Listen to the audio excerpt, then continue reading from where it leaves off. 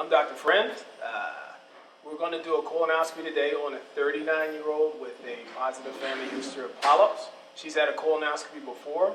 We do increased surveillance for patients that have increased risk.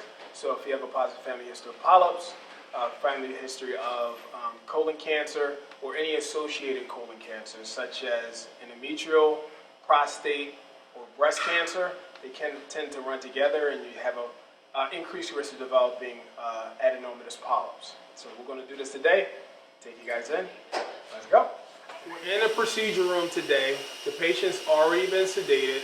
We're going to perform the procedure. I'm going to walk everybody through the procedure and see how easy the procedure is. It should be no pain. They're properly sedated before. Patients are oxygenated and monitored the whole time. Okay, so it's minimal risk. Once the patient is all cleaned out, they've done the tough part of the test. I'll perform the procedure. If I need to remove anything or do any other modalities, then I'll do it during the procedure and I'll walk everybody through it. Okay? So we're starting the colonoscopy now. I'm in the rectum. The average colon is about 6 to 8 feet long. Typically 6 feet long in a woman. So as I go through, I try to take away any fluid so I can kind of see what I'm doing. Typically, in a female that's had children before, it can make it a little bit more difficult in order to do the procedure because the anatomy kind of changes a little bit. But I should be able to get all the way to the end of the colon.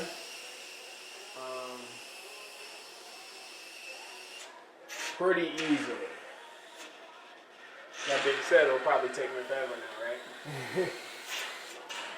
Alright. So I'm going through. It's difficult to tell where I'm at right now, but I just passed through the sigmoid colon as I approach the descending colon. I know that because of the marks that are on my scope. And I'm just taking out fluid, and I'll do the rest of that when I come all the way out. So as I enter the transverse colon, the end of her colon, well, part of the halfway through her colon, and I go towards the cecum. I'm going around to the right side of the colon now.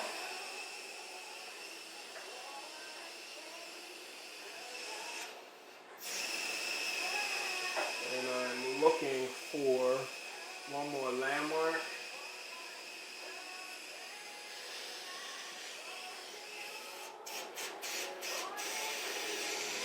So this is the last bend I'm going to encounter around the liver, and I'll just suck out some fluid so I know where I'm at.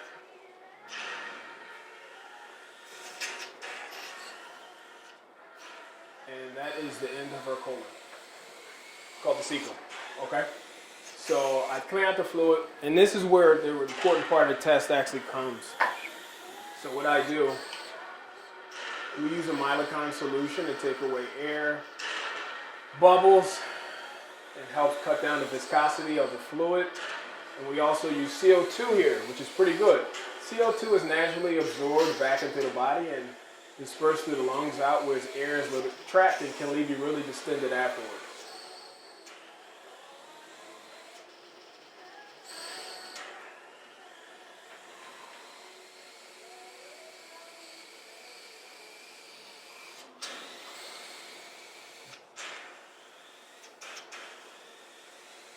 So I'm just looking around. That's the opening to her appendix. Looks okay. Where it drains, and if I come back a little bit here and take out some fluid so you guys can see a little bit better.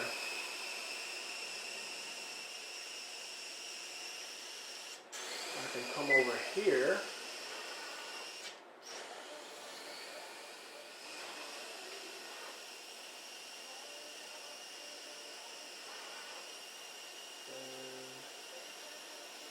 That is her small intestines. Okay? So that's where her small bowel comes. By the time you take in all your fluid on a daily basis, about 10 liters, by the time the fluid gets down here to the small bowel, which is this is the end of the small bowel, there's only 1 liter left, so 9 liters is absorbed.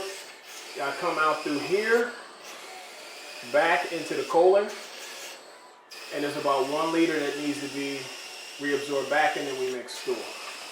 So now the important part of the test happens. I come back out and I'm looking at the cecum and the ascending colon, which is the actually beginning of the colon, and I'm actually looking for any polyps or anything now. New guidelines show this should take about 6 minutes. So this is where the important part of the test happens though. And as I go through here, at my 12 o'clock should be the liver. That's a little hue from the liver. Can't see it really that well, but yeah, I kind of take my word for it. And I'm coming back through. You can see the hue from the liver right there.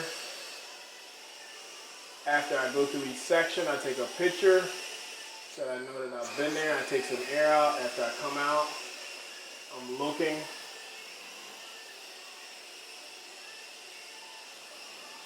And evaluating for anything abnormal.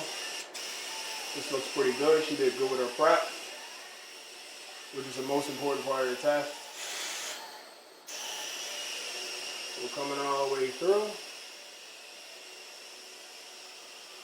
Taking my time looking around.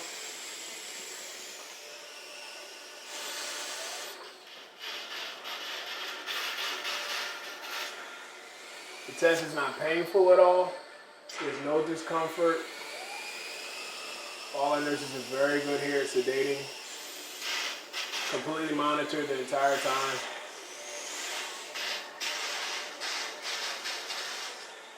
That is from suction. Flat polyps can't look like that.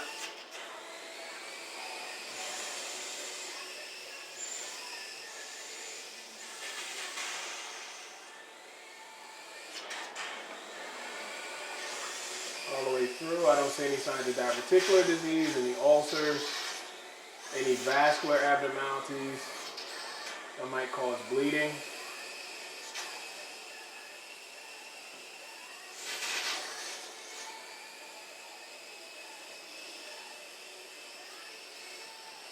As I enter the descending colon and I come back down towards the sigmoid, I evaluate.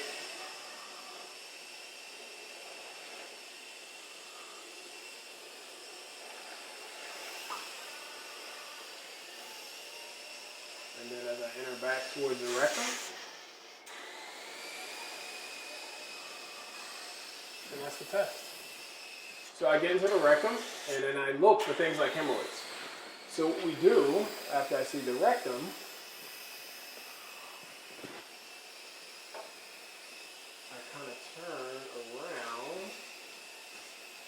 a little bit like this, and I see the back. When I see my numbers, everything's fine. And that's it. So the colonoscopy is over. It went very well. The patient tolerated the procedure very well. There were no complications. I'm sorry there were no polyps or anything fancy for me to do, which is very good. So you're up next.